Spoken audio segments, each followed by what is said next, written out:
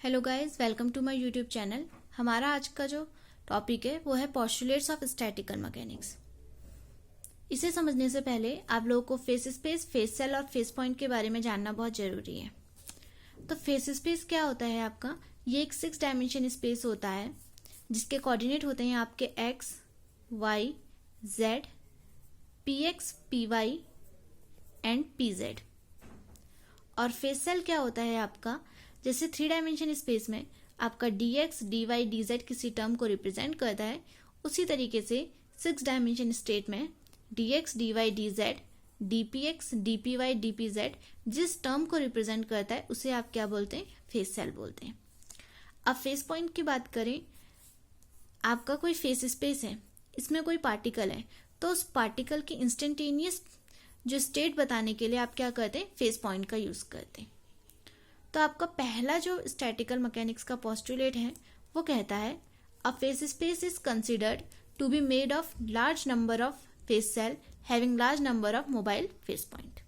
यानी कि आपका कोई फेस स्पेस है, इस फेस स्पेस के अंदर ये फेस स्पेस फेस सेल से मिलकर बना हुआ होता है और उन फेस सेल के अंदर आपके मोबाइल फेस पॉइंट लाई करते हैं। नेक्स्ट पोस्टुलेट आपका कहता है all the phase cell in phase space has same size. किसी फेस स्पेस में जितने भी फेस सेल होंगे उन सबका साइज क्या होगा? आपका सेम होता है। थर्ड पोस्टुलेट की बात करें तो वो बोलता है total number of phase point present in phase space are constant. ये पूरे फेस स्पेस की बात कर रहा है, ना कि किसी फेस सेल की। मान लीजिए आपका किसी फेस सेल में N1 जो है फेस पॉइंट है और दूसरे में है आपके N2। इसी तरीके से आपके आगे N तक जाते तो टोटल आपके फेस पॉइंट आए N। तो ये जो टोटल फेस पॉइंट है आपका, ये हमेशा क्या होता है? कांस्टेंट होता है। हमारा फोर्थ पोस्टुलेट है total energy of face space is constant. यानी कि जो फेस स्पेस है, अगर आप उसे आइसोलेट करके रख देते हैं तो उसकी जो टोटल एनर्जी होती है वो हमेशा क्या होती है? कांस्टेंट होती है। देखिए, मान लीजिए आपका जो सेल 1 है उसमें जो है N1 पार्टिकल है, सेल 2 है उसमें आपके N2 पार्टिकल है। तो आपके जो सेल 1 में एक पार्टिकल की एनर्जी है वो है एप्सिलॉन 1, तो उसकी टोटल एनर्जी क्या हो जाएगी? N1 epsilon 1। इसी तरीके से आपके सेल 2 की क्या हो जाएगी? N2 एप्सिलॉन 2, फिर आगे N3 एप्सिलॉन 3। तो टोटल एनर्जी आपको ये सारी सब मिलाकर आपको क्या देंगी? Total energy. और ये टोटल एनर्जी आपकी क्या होती है? कांस्टेंट होती है। हमारा जो नेक्स्ट पोस्टुलेट है वो है all accessible microstate corresponding to a given macrostate are equally probable. देखिए, एक्सेसिबल माइक्रोस्टेट क्या होती है? कांस्टेंट लगाने के बाद भी जो माइक्रोस्टेट आपके अलाउ हो सकती है उसे आप क्या बोलते हैं? Accessible microstate. तो ये पोस्टुलेट कहना क्या चाह रहा है कि आपकी अगर आप कोई माइक्रोस्टेट देखते हैं तो उस मैक्रोस्टेट के करस्पॉन्डिंग जो भी माइक्रोस्टेट बनेंगी वो हमेशा क्या होंगी? सबके सब इक्वली प्रायर होंगी। यानी कि वो क्या होंगी? सबके सब इक्वली प्रोबेबल होंगी। देखिए, इसे एक एग्जांपल से समझिए। आपने क्या कर रखा है? ग्रीन, ब्लू और रेड बॉल ले रखी है। मैं इसके लिए मैक्रोस्टेट बनाती हूँ तो वो बनेगा 0 बॉल और 3 बॉल एक बॉक्स में, 0 बॉल इस बॉक्स में, 3 बॉल इस बॉक्स में। ऐसी 1 बॉल इसमें, 2 इसमें, और इधर 2 इसमें और 1 इसमें, एंड इधर बनेगा 3 फर्स्ट में और 0 सेकंड में। इसके करस्पॉन्डिंग अगर मैं माइक्रोस्टेट बनाना चाहूँ तो इसका क्या बनेगा? इसकी तो एक ही बन सकती है माइक्रोस्टेट 0, और बाकी तीनों की तीनों बॉलें इसमें। इसके करस्पॉन्डिंग देखिए क्या क्या बन सकता है कि आपका रेड बॉल इसमें हो, ग्रीन और ब्लू बॉल इसमें हो। अगला क्या बन सकता है आपका? ग्रीन बॉल इधर है और रेड और ब्लू बॉल सेकंड वाले में, और अगला बन गया आपका blue ball and green and red ball. इसी तरीके से आपका इधर क्या बनेगा?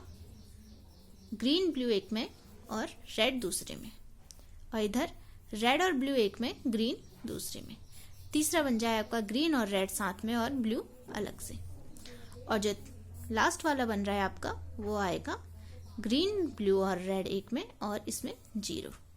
तो इसमें टोटल नंबर ऑफ माइक्रोस्टेट जो आपके बन रही है 1 2 3 4 5 6 7 8। तो इसकी जो बनेगी वो आपकी होगी 1/8, इसकी भी क्या बनेगी 1/8, और इधर भी क्या बनेगी 1/8, और ऐसी ये भी।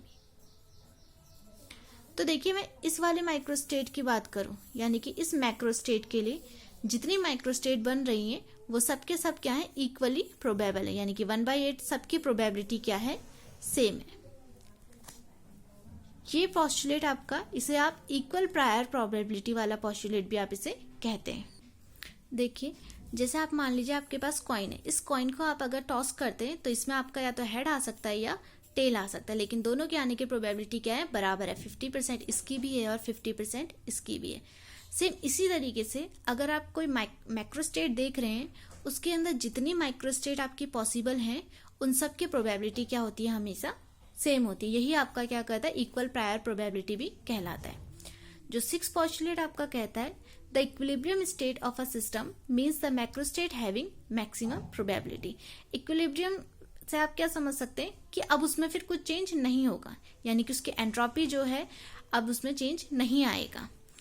और यहाँ पे इक्विलिब्रियम स्टेट से मतलब क्या हो जाता है कि आपकी उस मैक्रोस्टेट की क्या है, मैक्सिमम प्रोबेबिलिटी। देखिए यहाँ पर के लिए इक्विलिब्रियम स्टेट क्या बन सकता है, अगर आप इस मैक्रोस्टेट की बात करें तो 1/8 इसकी, 1/8 इसकी, 1/8 इसकी, तो आपकी टोटल क्या आ गई 3/8। वैसी इस तरीके से यहाँ पे 3/8। तो यहाँ पे जो मैक्सिमम प्रोबेबिलिटी किसकी है, ये 2 माइक्रोस्टेट की क्या है आपके पास, मैक्सिमम प्रोबेबिलिटी है। तो ये क्या हो गया, आप इन्हें कह सकते हैं कि ये क्या है, इक्विलिब्रियम स्टेट में है। तो गाइज ये था हमारा आज का topic, postulate of statistical mechanics. Next video में मिलती हूँ आपसे नेक्स्ट टॉपिक के संग। तब तक के लिए टेक केयर, गुड बाय।